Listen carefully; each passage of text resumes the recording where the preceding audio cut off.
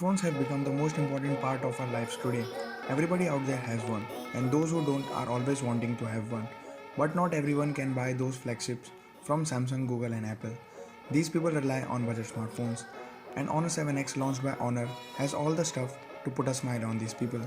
It is a successor to last year's Honor 6X, which arguably had the best camera in its price range and was received very well by the tech community. This year, Honor 7X improved on everything his older brother was missing and added the 2017 design to it, which is a bezel-less display. But is Honor 7X worth all its hype? And is it a phone you should actually buy? You will find out that at the end of this video. So sit back, relax and watch our video till the end. So I am Abhishek Singh from Cosmic Tech and this is the review of Honor 7X.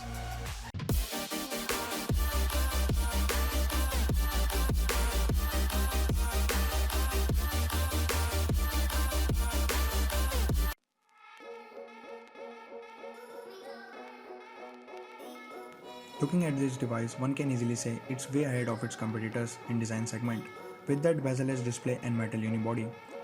It is perfect design for those people who hates fingerprints on their phone.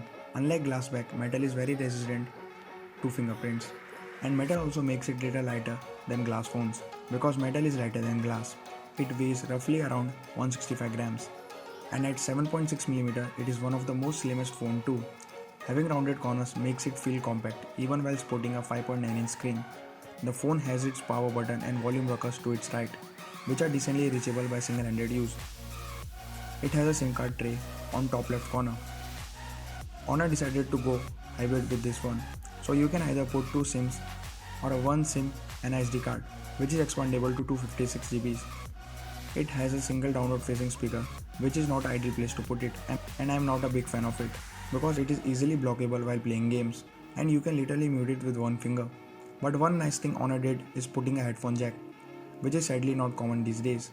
But again, Honor decided to go for old micro USB instead of USB Type-C. The fingerprint sensor is at the back because of that bezel-less screen. As far as the placement is concerned, it is just perfect, because that's where your finger lies naturally, and fingerprint sensor is pretty fast too. The placement is so perfect that sometimes when I remove the phone out of my pocket just to check the time, it was already unlocked because my finger naturally fell on the sensor.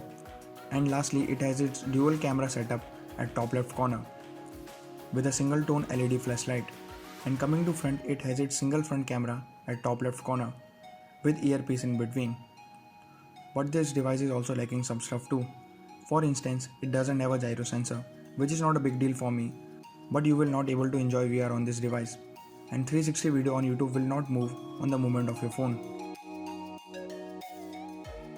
Now coming to display, if you want a phone with awesome display in this price range, just blindly buy this phone, you will not regret it. It sports a huge 5.9 Full HD Plus bezel-less display with 18.9 aspect ratio and 77% screen to body ratio, which is not as equal to something that of a Note 8 or iPhone X, but is more than Google Pixel. And PPI is pretty high too, at 407 PPI. It is a LCD panel, so the whites will be super good, but it will lack the deep black levels of an OLED. But the LCD has its plus point too. It is more bright, so sunlight viewability will be great. And I can easily say it has the best screen on any smartphone in this price range. For protection, it has a Gorilla Glass on top, and that on a custom UI just enhances the display with its super saturated colors all over. So this device has a great overall display experience. As far as the cameras are concerned on this device, it sports a dual camera setup on its back. One camera is 16 megapixel at 1.6 aperture. It is only the second phone in the world to sport a 1.6 aperture lens after the LG V30, so that's interesting. And it's paired with a 2 megapixel depth sensor for those portrait modes, and at front it has a single 8 megapixel lens. As far as the quality of the picture is concerned, the picture clicked from the back camera with auto mode are pretty great, but sometimes it tries to overexpose, but it's easily fixed by holding and dragging down on the viewfinder to match the taste of your exposure, so it's fixable. But what isn't fixable is it also softened the photos, and it's seriously lacking sharpness in some of the pictures. But when it gets the focus on the object, the photo is a treat to eyes. And when you go to the Pro mode, the story is completely different. You can click outstanding photos in Pro mode, and it also has photography modes such as light painting to bring out the photographer in you. You can seriously pull the shutter speed way too long in this phone, so astrophotography will be a great experience. One more plus point about this device is it also has a pro mode for video, which is super great, and no phone in this price range has that.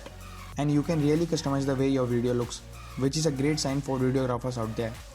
Coming to the front camera, it simply has the best front camera in this price range, way ahead of its closest competitor MI1, thanks to those portrait selfies, which is one of a kind feature. The edge detection is pretty good too, but nowhere near that of a Pixel, but still way greater than other phones out there. The selfies in natural light are super sharp, and edge detection works super great too, so Honor ticks all the boxes in camera department with this device.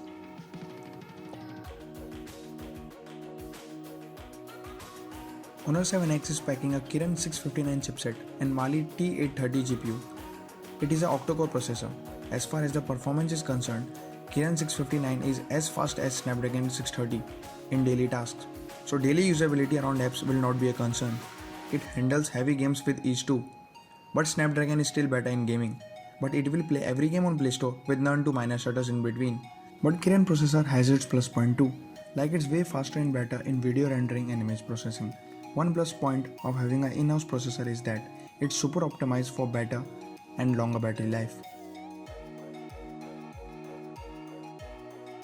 Having stock Android is always better, but I doubt Honor devices will ever have that. But for now, Honor 7X is running on Android Nougat 7.0 with EMUI 5.1 on top. Honor is promised for Oreo update. Let's see when it arrives. Custom UI is always bit slow as compared to the stock Android, but EMUI is an exception to that because it's blazing fast with super fast animations. So you won't feel it's lagging unlike the other custom UIs, but you will always feel its too much resemblance to iOS. As far as look is concerned, it's not ugly, but you can always change its looks by putting a custom launcher on it. For example, like a Pixel launcher if you like the stock experience. But custom UIs always comes with additional features, and Honor 7X is no exception to that. Like scroll screenshot capture, which I am a big fan of. And one more awesome feature is of a quick call. You just have to press and hold the volume down button for a second and say the contact name of the person you want to call, and it will make a call right away. It's very handy when you are out and you want to make a quick call. It also has a feature called Quick Snapshot. You can trigger it while pressing the volume down button twice. Honor says you can click a photo under 1 second with this feature, and yes you can. It even tells you the time it took for clicking the photo every time you click a picture with this mode. One more nice feature is that of a magazine unlock. What it does is it changes the wallpaper every time you unlock the device, and it makes your screen look new and great with those high resolution pictures.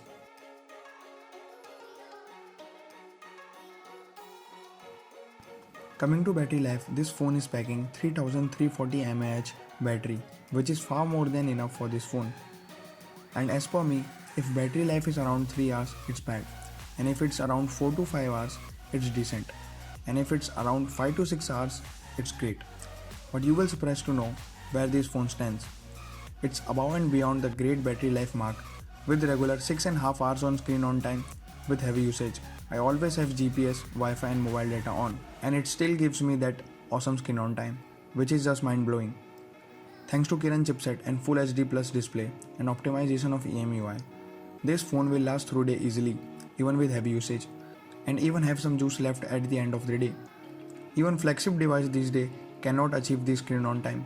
For instance, Note 8 gives only 3.5 hours to 4 hours of screen on time. So if you want a power user's phone with great battery life, just go buy this phone. One extra feature of this phone is something called Wi-Fi bridge, which is one unique feature you will find. What it does is basically makes a Wi-Fi hotspot out of a Wi-Fi connection you are connected, just like you used to do with your mobile data.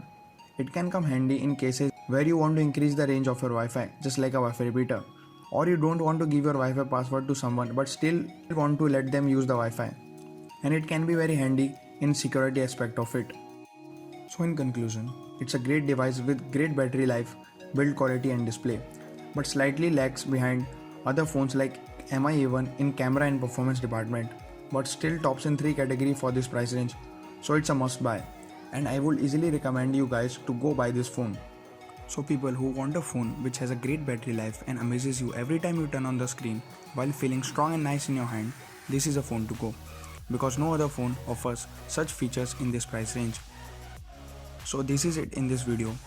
Hope this video is helpful to you guys, and I will see you in my next video. Till that time, please don't forget to hit the subscribe button and press the notification bell to get all the latest updates from this channel.